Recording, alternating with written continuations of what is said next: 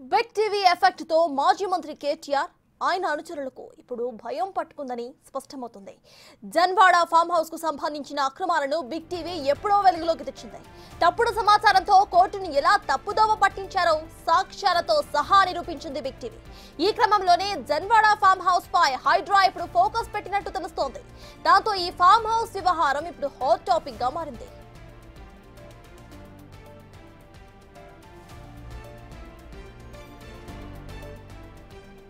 Greater Hyderabad పరిధిలో అక్రమ కట్టడాలపై హైడ్రా ఉక్కుపాదం మోపుతోంది.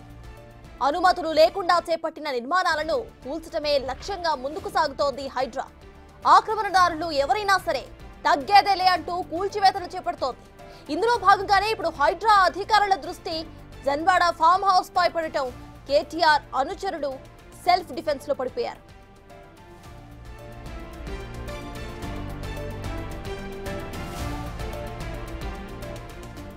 రంగారెడ్డి జిల్లా పరిధిలోని జన్వాడలో ఉన్న కేటీఆర్ ఫామ్ హౌస్ నిబంధనలకు విరుద్ధంగా నిర్మించారనే ఆరోపణలు ఉన్నాయి.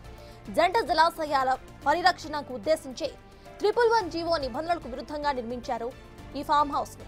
అయితే దీంతో హైడ్రా ఆ ఫామ్ హౌస్ ను కూల్చివేస్తుంది ఏమోనని ఇప్పటికే కేటీఆర్ అనుచరుడు ప్రదీప్ రెడ్డికి గుబులు పట్టేసుకుంది. అందుకే ముందు జాగ్రత్త చర్యలు చేపట్టారు. ఫామ్ హౌస్ ను కూల్చవద్దంటూ కోర్టును కూడా ఆశ్రయించడంతో విమర్శలు వెల్లువెత్తుతున్నాయి.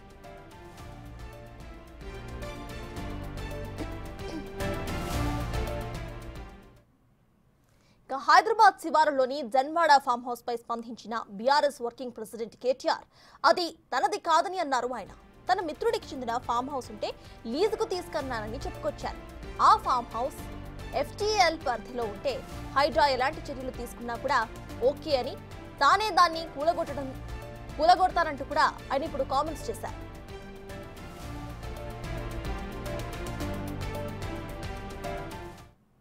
నాకంటూ ఏ ఫామ్ హౌజు లేదు, స్పష్టంగా చెప్తా ఉన్నా. నా మిత్రుడు ఒక ఆయనకి ఫామ్ హౌస్ ఉంటే నేను లీజ్ మీద తీసుకున్నమాట వాస్తవం. ఒక 7-8 ఏళ్ళ నుంచి లీజ్ మీద ఉన్నమాట వాస్తవం. ఒకవేళ అది FTLలోనో బఫర్లోనో ఉంటే నా మిత్రుడికి నేను చెప్తా, దగ్గర ఉండి అవసరమైతే నేను కూడా పోయి, ఎందుకంటే నేను లీజ్ మీద ఉన్నా కాబట్టి అక్కడే ఉండి నేను దగ్గరుండి కూలగొట్టించి వస్తా. ఒకవేళ అందులో ఏమైనా తప్పు ఉంటే FTLలో బఫర్లో ఉంటే నేనే దగ్గరుండి కూలగొట్టించి వస్తా.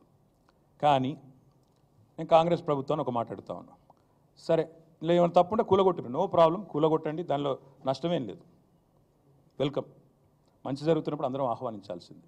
కానీ నేరుగా అక్కడి నుంచి బయలుదేరి నాతో పాటు రండి మంత్రులు, పెద్ద పెద్ద కాంగ్రెస్ లీడర్లు, FTLలలో బఫర్లలో కట్టిన రాజభవనాలు నేను కూడా తీసుకొని మీ అందరం కలిసిపోదాం, నాతో పాటు మీరు కూడా రండి మీడియా, నేను దగ్గరుండి తీసుకొని పోతా.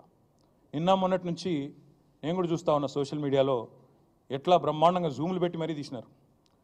గూగుల్ ఎర్త్తో అది గూగుల్ మ్యాప్స్ ఏందో కానీ చాలా చక్కగా పెద్ద పెద్ద కాంగ్రెస్ నాయకులు పేర్లు చెప్పమంటారా, రెవెన్యూ మంత్రి గారు పొంగులేటి శ్రీనివాసరెడ్డి గారు, తర్వాత KVP రామచంద్రరావు గారు, ఆ తర్వాత పట్నం మహేందర్ రెడ్డి గారు FTLలో, తర్వాత సుఖేందర్ రెడ్డి గారు కౌన్సిల్ చైర్మన్ గారు, తర్వాత మన ఉన్నారు మధు యాష్కి గారు, ఇంకా చాలామంది ఉన్నారు.